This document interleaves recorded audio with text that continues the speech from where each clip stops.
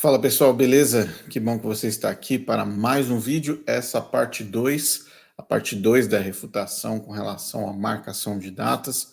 Existem outros temas naquele vídeo, mas eu quero me concentrar nessa parte 2, mostrando ainda mais evidências que eu creio que são importantes para você, tá?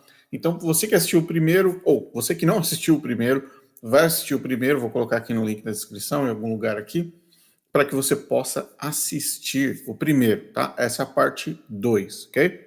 Então, na parte 2, vamos avançar aqui com mais evidências sobre marcação de data e a cultura dessa marcação de data, por que eles faziam isso e porque, sim, depois de 1844, houve marcação de data, ok? Pastores adventistas mentem para você. A Igreja Adventista, sétimo dia, nunca marcou data para qualquer outra coisa, para qualquer coisa. No tempo do milenismo, sim, houve essas marcações de data. Primeiro ponto, nós estamos avançando aqui, nós mostramos 14 pontos no vídeo anterior, esse é o ponto número 15, ok? Agora eu vou mostrar para vocês um livro de uma pessoa muito importante na Igreja Adventista, que é o George Knight, e o George Knight é um dos maiores historiadores da história da Igreja, pelo menos da história moderna, tá? Um cara que tem um acervo gigantesco. Ponto 1, ele é adventista, portanto, ele não vai também jogar todas as cartas na mesa. Mas ele, por incrível que pareça, ele consegue ainda deixar muita gente brava na CPB. Aliás, se eu não me engano, o George Knight e os livros do George Knight são como persona não grata dentro da casa publicadora. Livro em questão, Em Busca de Identidade, esse é um livro do George Knight, ok? Tá ali para você. Tem em português. Texto, vamos para o texto. H.H. Gross, ou Gross, mas eu acho que a pronúncia certa é Gross, porque gross significa algo podre, algo ruim, algo nojento, né? Então é H.H. Gross, se eu não estiver errado. Joseph March e outros marcaram datas em 1846 e quando o ano passou, Gross descobriu novas razões para esperar Cristo em 1847. Então nós estamos falando aqui de pessoas envolvidas no movimento, tá? No movimento do milerismo, no movimento do começo do adventismo, ok? Então, uma galera daquela época pós-desapontamento, 1844. Tiago White também foi seduzido pela marcação das datas. Até setembro de 1845, pelo menos ele cria que Jesus voltaria em outubro. Bates, no caso José Bates, também participou da marcação do tempo. Ele, Jesus, voltaria em outubro de 1851. Ponto 16. Pioneiros marcando datas após 1844. Onde que é o livro? Qual livro nós estamos usando aqui agora? Mais um em português para você, ok? George Knight, de novo, é uma meditação matinal, meditações diárias. E nesse livro, para não esquecer, ok? Ele diz o seguinte: os primeiros adventistas, guardadores do sábado, não estavam imunes à marcação de data. Opa, então peraí, alguém está mentindo nessa história. Ou o Michelson Borges, ou o Renato Stencil, ou a galerinha lá da CPB, ou esses youtubers adventistas que você ainda dá ouvidos, ou eles estão mentindo, ou o historiador adventista está correto, ok? Em setembro de 1845, Tiago White acreditava com firmeza que Jesus voltaria no 10º dia do 7º mês judaico, em outubro daquele ano. Então, outubro de 1845. Para pensar nisso, gente. Para pensar. Tiago White com quem Tiago White andava? Com quem Tiago White andava? Quem era a namorada do Tiago White? Quem andava de mão dada com o Tiago White? Quem? Ok? Vamos lá que a gente chega lá. Vamos lá. O Tiago White, um ano depois. Então foi outubro de 1844. Teve desapontamento. Outubro de 1845. O que aconteceu? Estavam marcando datas de novo. Então, o historiador adventista, no livro, para não esquecer, está dizendo Tiago White acreditava com firmeza que Jesus voltaria no 10º dia do 7º mês judaico, em outubro daquele ano. Foi por esse motivo que ele argumentou publicamente que o casal adventista que anunciava seu casamento havia negado a fé no segundo advento, uma vez que tal passo parecia antever anos de vida neste mundo. Então, em outras palavras, traduzindo aqui, caso você não tenha entendido, o que o Tiago White fez foi o seguinte: Jesus volta em 1845, um ano depois do desapontamento. Que adventista gosta de um desapontamento, tá? Um ano depois do desapontamento, ele viu um casal falando assim: olha, gente, vamos convidar o Tiago White e a Ellen White, talvez, o José Bates, vamos convidar a gangue toda para o nosso casamento. E aí, provavelmente, o convite, o anúncio foi estendido para eles. Havia um casal anunciando que iria se casar. O Tiago White falou: gente, vocês estão doidos. Vocês estão negando a fé no segundo advento. Por quê? Porque ele acreditava que Jesus voltaria em 1845. Então, para que o Tiago White ia ficar bravo com um casal que estava anunciando que ia se casar? Para quê? E por que ele ficaria bravo com eles? A ponto de dizer, vocês estão negando a fé no segundo advento? Porque ele acreditava que Jesus ia voltar ali, naquele ano. Datas, datas e datas. Anos, meses e tempos. Não é verdade, Michelson Borges? Agora vamos entender qual que era a lógica do Tiago White. Por que ele achava... Olha, se você der risada, se eu der risada, desculpa, mas é simplesmente cômico a lógica do Tiago White. Se você achava que o Guilherme Miller não batia bem das ideias, como realmente não batia, o Tiago White é pior. Mas muito pior. Põe pior nisso. Olha a lógica do rapaz. Tiago White é a iminente volta de Jesus, 1845, publicado no jornal The Day Star. Eu tenho o PDF, vou deixar aqui abaixo o link para você acessar o PDF original. Você lê o artigo completo dele, do que a gente vai apresentar aqui.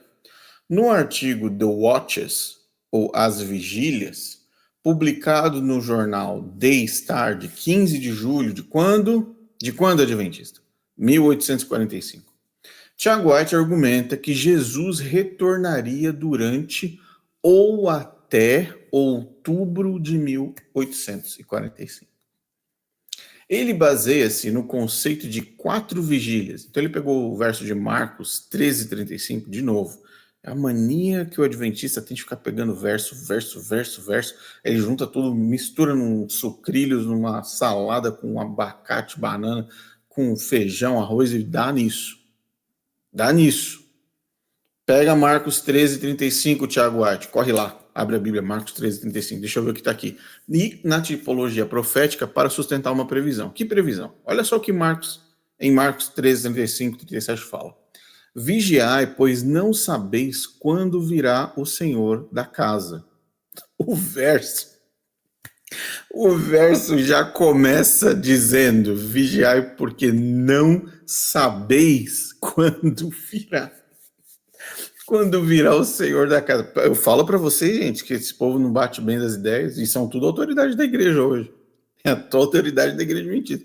O Marcos já começa dizendo para você, não se mete nessa, mas Tiago White e Ellen White são criativos. Verso, vamos voltar para o verso, vamos lá, foco. Vigiai, pois, porque não sabeis quando virá o Senhor da casa. Se à tarde, se à meia-noite, se ao cantar do galo, ou pela manhã, para que vindo de improviso, não os encontre dormindo. O que vos digo a todos, vigiai. Então, o que está escrito em Marcos é o seguinte, um alerta para os crentes, os cristãos, aqueles que esperam Cristo Jesus, vigiarem, se prepararem. Não está falando para marcar a data, porque logo ele já fala, não sabeis quando o Senhor virá. Mas aí as citações de Tiago do artigo diz o seguinte, todos os fatos, no caso, provam que já passamos a 3ª vigília e estamos agora na 4ª ou vigília da manhã. Então ele foi para Marcos, ele falou assim, não, bom, peraí, tarde, meia-noite, cantar do galo e pela manhã. Tá. Aí vem o segundo ponto.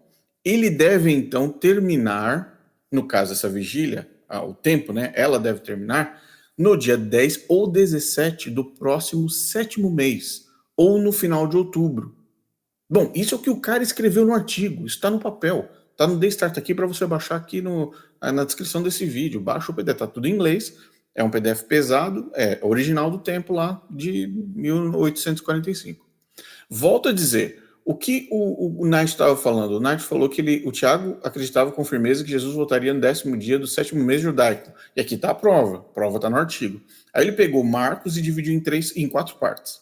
E aí ele achou na cabeça dele que depois da decepção, agora nós estamos entrando na 4ª vigília, que Jesus voltaria.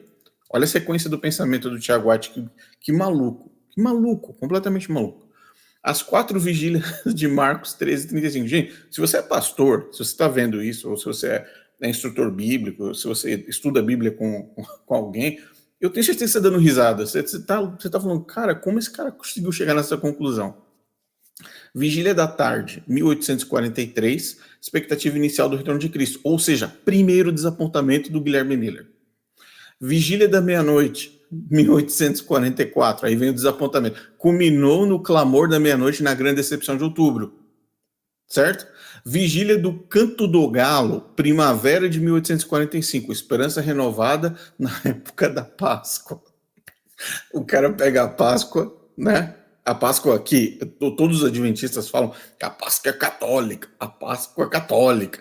Ele pega a Páscoa católica e joga no meio da bagunça dele. Vigília do Canto do Galo, né? Só faltou ser Vigília da Missa do Galo.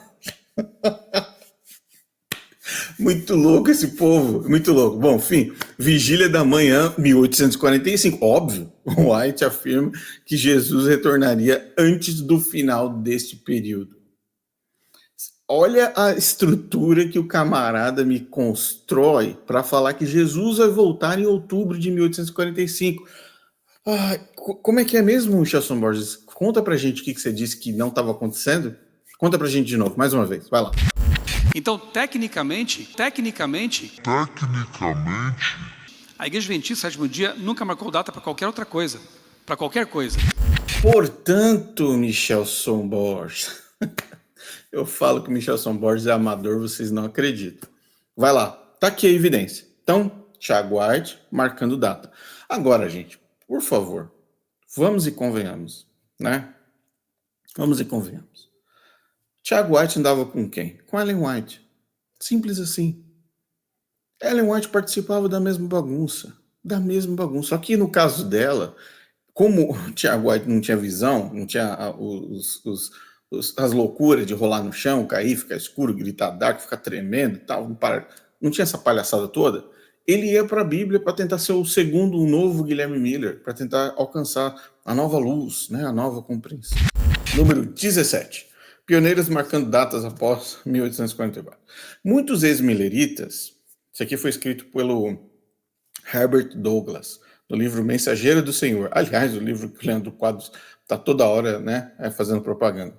Muitos ex-milleritas estavam marcando diversas datas para o retorno de Jesus, com 1850, 1851 sendo as últimas datas do fim da profecia dos 2.300 dias /anos.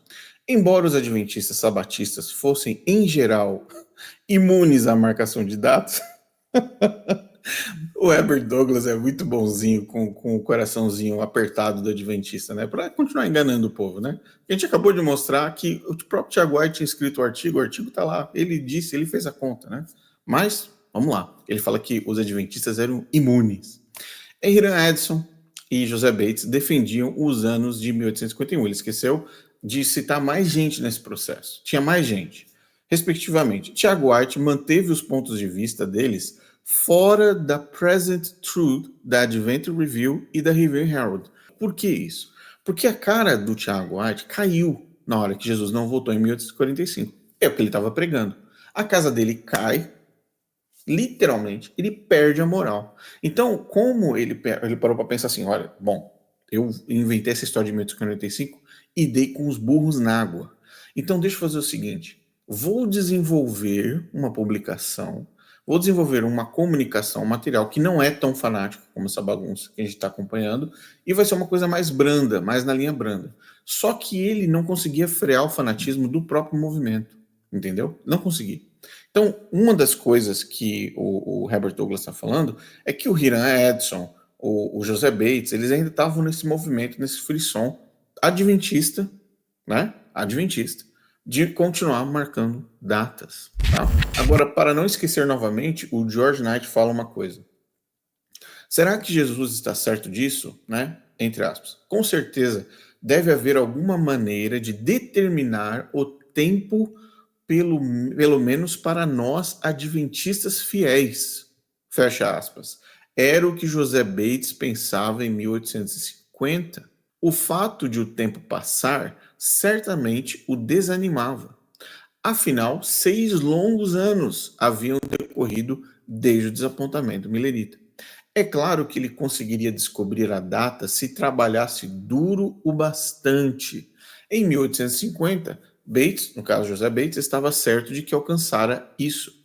Naquele ano ele escreveu, abre aspas, para José Bates, tenho toda a convicção de que as 7 manchas de sangue no altar de ouro diante do propiciatório representam a duração dos procedimentos judiciais ligados aos santos vivos no lugar santíssimo. 7 anos igual a 1851. Então, volta novamente. Você percebe que é uma repetição constante, fanática, de tentar encontrar uma data para a volta de Jesus. Resultado, gente, e fruto de traumas. Traumas. Essas pessoas que viveram nesse tempo, eles sobreviveram. No documentário de 1844, você percebe o dano físico, assassinatos, suicídios, perdas, loucura, pessoas entrando em completa crise mental. Essas pessoas tiveram os mesmos sintomas dos traumas. No entanto, eles reverteram os sintomas dos traumas em visionarismo, no caso Ellen White, em loucuras de cálculos, como Tiago White, José Bates, entre outros. Então, ao invés, por exemplo, da Ellen White ou do Tiago White se matarem, cortar a garganta, se jogar no fundo do mar, ou do rio, ou sei lá, achar uma forma de tomar um veneno e se matar, ao invés deles fazerem isso, como fizeram as vítimas do desapontamento, ao invés deles fazerem isso, eles transformaram todo o trauma num fanatismo escatológico para determinação de datas através de cálculos malucos, como o que você viu, e através de visões totalmente falsas. Então, o diabo, ele toma controle da mente dessas pessoas. O diabo toma completo controle da mente dessas pessoas. Pega uma menina que já tinha problemas emocionais sérios, já tinha uma perturbação espiritual séria na vida dela, ela já tinha problemas físicos, a pedrada na cabeça, lembra? Então Satanás usa essa fraqueza, esse mal que ela tinha, físico e emocional, adiciona, coloca acima o trauma do desapontamento. Olha só, 3 coisas. E transforma essa mulher numa visionária. Esse rapaz, o Tiago White, rapaz à época, ele passa pelo mesmo trauma. Hiram Edson passa pelo mesmo trauma. Uriah Smith passa pelo mesmo trauma. Todos eles traumatizados se juntam para continuar um processo de cálculos e cálculos e cálculos e cálculos. A ponto de você pegar um verso do Evangelho de Marcos e você transformar isso num cálculo da volta de Cristo. Então, você entende? Você entende? Eu acho engraçado, abrindo parênteses aqui, eu acho engraçado um fato assim. Vamos lá. O Michelson Borges, ele reclama que vem pessoas adventistas no YouTube falar que são profetas ou profetisas. O Michelson Borges vem na internet e fala que não dê ouvidos para eles, não dê ouvidos para aquilo, eles não representam Deus, não representam a igreja. E o nome Igreja Adventista do Sétimo Dia é uma igreja, como organização. Mas dentro, eles chamam de movimento. Nem eles mesmos se consideram igreja. Se você conversar com um pastor adventista sétimo dia sério, ele vai falar, não somos uma igreja, nós somos um movimento. Então o movimento, o que acontece com ele? Ele se move, ele se mexe, ele avança, ele cresce, ele expande. Então, é difícil para o Michelson Borges, quando ele passa a Nutella em cima das vergonhas da igreja adventista, teológicas principalmente, aceitar uma pessoa que está lá no Nordeste, na frente da câmera, dizendo que é profetisa adventista. Sendo que essa pessoa bebeu das águas impuras que esse povo criou. Aí ele coloca ali um terninho, põe um microfoninho, vai num púlpito, numa igreja grande, moderna, que tem aparência de ser uma organização séria, mas na verdade é baseada nas raízes dessa loucura do século XIX. Então, quando o Michelson Borges, o Renato Stencil, ou Fala Sério, ou qualquer um deles, vem com essa ideia de colocar a igreja, de Rodrigo Silva, de colocar a igreja como uma organização. Não, gente.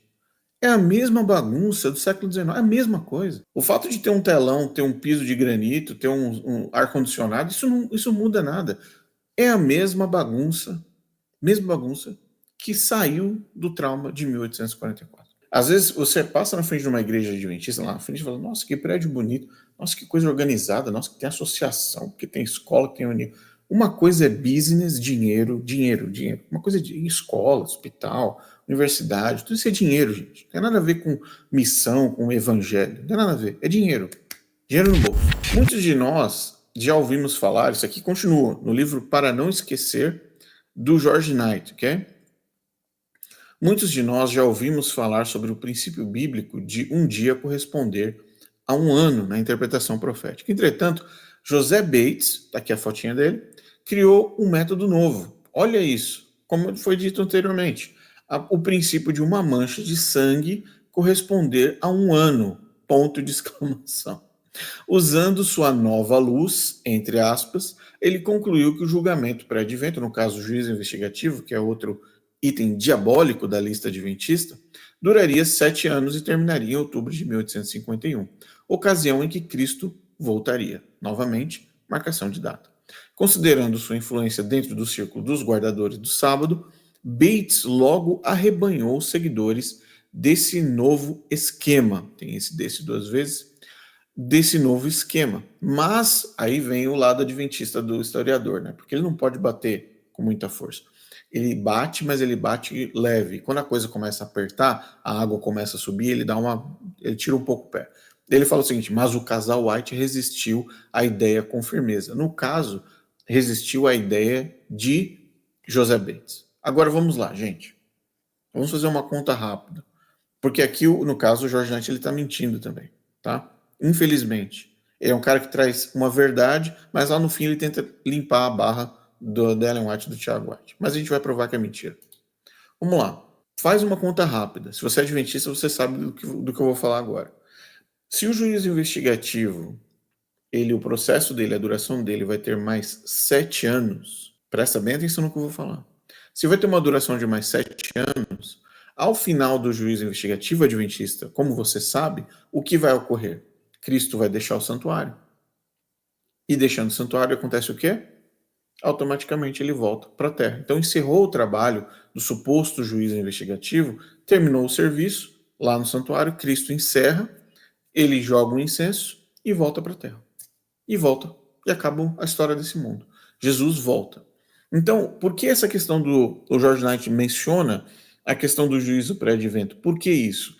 Porque é a medida de referência de quando as coisas acabam, entende? Então, quando ele fala assim que as gotas, as manchas de sangue correspondem a um ano, e ele contou 7 manchas de sangue, ele falou, bom, 7 manchas de sangue igual a 7 anos, Jesus volta em 7 anos, 1851. Agora vem um outro ponto. Por que o George Knight está mentindo na parte do casal White resistiu à ideia com firmeza? Por que isso é mentira? Porque se acaba o período do juízo investigativo em 1851, se o serviço no santuário de Cristo termina em 7 anos, 1851, não existe mais salvação. Correto? O adventista que é adventista sabe exatamente o que eu estou falando. Se acaba o serviço de Cristo no santuário, e o santuário acaba, Jesus termina o serviço e vem para a terra, adventista do 7º dia, o que acontece em seguida? Existe salvação para alguém? Não. A porta da graça, como você conhece, a porta da graça se fecha. A porta da graça, o quê? Se fecha. Muito bem. Então você entendeu que a lógica do José Bates é muito simples. O fato de ele marcar para 7 anos de 1851 já é um absurdo. Só que ele atacha, ele conecta esses 7 anos ao fechamento da porta da graça. Então, se Jesus volta em 1851, a partir de 1850, ou 1851 no começo, qualquer momento ali em 1851, a porta da graça estará fechada. Como que a gente prova, então, que o casal White resistiu com firmeza? Só abrindo um parênteses, como é que um casal White vai resistir com firmeza a uma ideia das 7 manchas de sangue, sendo que o Tiago White criou as vigílias de Marcos, falando que Jesus voltaria em 1845. Eles não tinham moral nenhuma para resistir a nada. Vamos ser claros, vamos ser conscientes. Ellen White e Tiago White não tinham moral nenhuma para resistir a nenhuma outra ideia. Eles já estavam nesse processo, ok? Isso sem contar o episódio das visões de Ellen White, que você deve assistir, que conta ainda mais sobre a questão da porta fechada. Mas vamos entrar nesse assunto agora. Vamos lá. O que o Uriah Smith falou? Olha que coisa interessante. Vamos lá, Uriah Smith. Visão de Ellen White sobre a porta da graça. A porta da graça se fechou em 1851. Lembra que eu acabei de falar. Então, o José Bates falou, acaba em 1851. Fecha-se a porta automaticamente em 1851.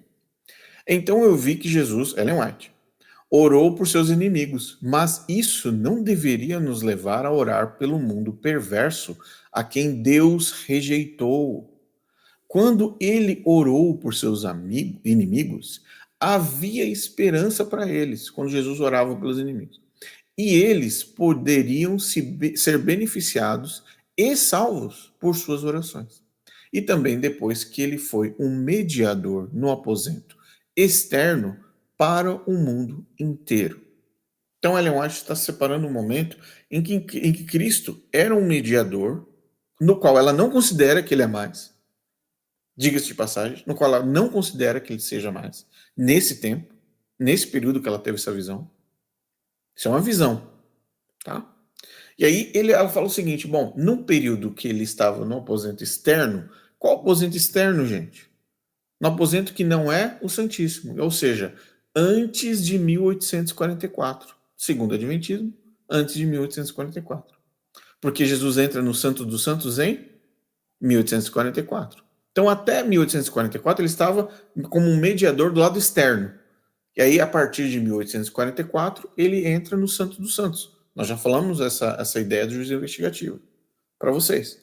Então, olha a lógica adventista. Bom, se Jesus entrou no Santo dos Santos somente em 1844, automaticamente, baseado nos 7 anos do José Bates, acaba-se então o período de graça, a porta da graça se fecha em 1851. Entendeu o que ela quis dizer aqui? Vamos continuar. Mas agora, 1851, mas agora, seu espírito e simpatia foram retirados do mundo. Por quê? Foram retirados? Porque acabou o período de 7 anos. E nossa simpatia deve estar com Jesus e deve ser retirada dos ímpios. Eu vi, novamente, visão, eu vi que os ímpios não poderiam ser beneficiados por nossas orações. Isso foi em 1851 e foi escrito pelo Uriah Smith, um cara que literalmente convivia com Tiago White, Ellen White, e assistia em pessoa, com seus próprios olhos, as visões e declarações de Ellen White. Então, Ellen White, em 1851, disse que teve uma visão que não havia mais salvação para as pessoas. Não haveria mais salvação e nem as orações eram necessárias. Eu vi que os ímpios não poderiam mais ser beneficiados por nossas orações. Ou seja, se você não pode mais orar por uma pessoa, ou se a sua oração não vai adiantar mais nada por alguém, automaticamente a graça para essa pessoa acabou. Testemunhas oculares, eu creio que seja válido nós fecharmos esse vídeo com mais testemunhas. Aliás, eu já disse, nós vamos fazer um vídeo inteiro só sobre as testemunhas que viram Ellen White, tá? 21. Testemunho ocular de Ellen White, o fechamento da porta da graça. Novamente, tá? 1844, 1845. Conhecemos bem a conduta de Ellen White, a visionista, enquanto estava no estado do Maine. As primeiras visões que ela teve foram em minha casa em Polônia, uma cidade no estado do Maine, 1844 e 1845, que Deus havia dito a ela em visão que a porta da graça havia se fechado e não havia mais chance para o mundo. Então, isso aqui está escrito no The True Sabbath, do Miles Grant, página 70. E aqui está a fotinha do autor, tem a capinha do livro. Para quem quiser, esse livro é fantástico, fantástico. Eu tenho uma versão, eu provavelmente tenho uma versão dele em inglês, em PDF. Só o PDF, só o texto, tá? Mas quem quiser o original, tenho também. Eu posso colocar aqui na descrição para vocês, tá?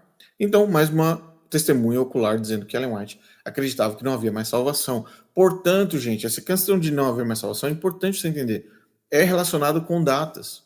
Por quê? Se não tem mais salvação, fechou-se a porta da graça. Fechou-se a porta da graça, Jesus terminou o trabalho do santuário. Se terminou o trabalho do santuário, Jesus está voltando à terra. Agora, no nosso período mais moderno, eu tenho dois exemplos aqui. A marcação de data após a morte de Ellen White, século XX agora, tá? Em 1928, um líder da Igreja Adventista do Sétimo Dia, na Associação Geral, expôs em seu sermão durante uma semana de oração no Emmanuel Missionary College as suas convicções de que o Senhor viria naquele ano. Por quê? Porque 40 anos tinham se passado desde 1888. Olha os cálculos novamente, gente. Olha os cálculos novamente. O autor dessa previsão fez um paralelo entre a experiência do antigo Israel, que vagou durante 40 anos no deserto, antes de entrar na Terra Prometida, e a experiência da Igreja Adventista, como sendo, no caso, o Israel espiritual. Este teria semelhante, ou no caso a Igreja, vagueado pelo deserto desde a Assembleia de Minneapolis, em 1888, reunião histórica para a denominação. Teria sido aquela Assembleia Geral uma saída, um tipo, de saída do Egito espiritual em que a igreja se encontrava até então. Está escrito O Dia da Sua Vinda, página 84, esse livro publicado pela Unas Press, escrito pelo Alceu L. Nunes. Mais um caso aqui para ele, sobre ele. Tem um erro aqui em cima da marcação, tem 2 As aqui, perdão por isso. Na segunda meada do século XX, alguns membros da Adventista do Sétimo Dia calcularam os anos dos jubileus e chegaram à conclusão de que Jesus retornaria em outubro de 1987. Os cálculos utilizando os jubileus fixaram datas para 91, 94, 96, 98 e 2000. Alguns, segundo Pauline, tentaram tirar conclusões acerca do tempo da sua vinda baseado em 7 ciclos de 1000 anos cada. Ainda outros, baseando-se na previsão do término dos jubileus, marcaram as datas de 1987 ou 1994 para a volta de Cristo. Ou você presta atenção no que a sua igreja está prometendo para você, está vendendo para você no púlpito, está falando sobre decretos, sobre perseguições, sobre morte. Eu recebi essa semana uma imagem de um tipo de um terreno, de um loteamento, numa área muito afastada. Ela parece um interiorzão, no meio do mato, perto de umas montanhas. E ali estão vendendo um loteamento para adventistas do sétimo dia comprarem para a fuga, para a perseguição. Isso sempre aconteceu. Isso não é novo. Tinha outro Michelson Borges 30 anos atrás, 40 anos atrás. Tinha outro Fala Sério Pastor 50 anos atrás. Esses caras, eles só nascem em novas caras e novos corpos, mas eles estão ali sempre se renovando, porque é o mesmo espírito que conduzia Ellen White, conduz essas pessoas. E que faz o indivíduo mentir no púlpito, para a igreja. Eles oram antes desses eventos. Eles oram, eles pedem a presença de Deus antes de mentir para a igreja, antes de mentir para você. Então, um culto da igreja adventista que começa com uma oração, que começa com uma invocação da presença do Espírito Santo, que começa com uma música, com um hino, que começa com... parece algo normal, você está olhando para um culto de uma igreja. Quem olha na internet assim, acha que é uma igreja normal. Mas eles vão lá na frente, eles vão mentir para você, sendo que eles mesmos, o próprio Michelson Borges tem as publicações que eu acabei de mencionar. E aí o outro fala lá, o Renato Stenson, outro cara que ele realmente ele tem problema mental, o Renato Stenson, ele tem sérios problemas mentais. Esse homem é realmente perturbado, porque ele consegue mentir olhando na câmera sem medo de ser feliz. Foi o próprio Renato Stenson, o mesmo cara que disse que o Mel Gibson se espelhou e leu Ellen White para fazer A Paixão de Cristo. E muitas das coisas que são gravadas, escritas sobre a vida de Cristo, são retiradas do acervo literário de Ellen White. Inclusive aquele livro, aquele filme famoso de Mel Gibson, A Paixão de Cristo, A Paixão de Cristo, A Paixão de Cristo. Muita coisa do que ele colocou lá não tem em nenhum livro que você estudar, nem na Bíblia, mas está lá no filme dele. Ele tirou do Desejar das Nações. Com toda certeza, com toda certeza, com toda certeza. Vai ter a continuação, Sr. Silvano. Ainda não. Chamado A Ressurreição. É, né? Amém. Espero que ele tire do mesmo. Pois é, da mesma fonte. Bom, queridos, que Deus abençoe vocês. Amém.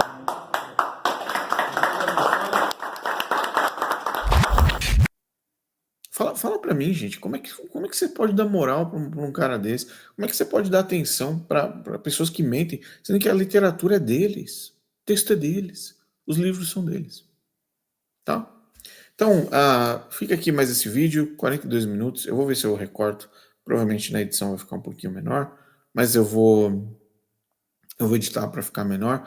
Eu quero mandar um abraço muito, muito grande, muito forte para o meu amigo Gil Sivan. E o Gil Sivan é um parceiro também nessa questão de documentação, de livros, de edições. Então, Gil Sivan, tá aí, ó. Muitos desses materiais que você mandou estão sendo apresentados aqui também. Outros também que nós estamos conversando já faz um tempo, virão no futuro. E muito material vindo para vocês. Portanto, é aquele verso de sempre, a Bíblia fala, conhecereis a verdade. E a verdade vai fazer o quê? Vai libertar vocês. Tá bom? Parem de ser enganados. Parem de ser enganados. Vocês não precisam da Igreja Adventista do Sétimo Dia. Vocês não precisam de Ellen White. Vocês não precisam de pastores mentirosos. Todos nós precisamos apenas de Jesus Cristo. Então, rejeite Ellen White e aceite Jesus Cristo. Um abraço para vocês.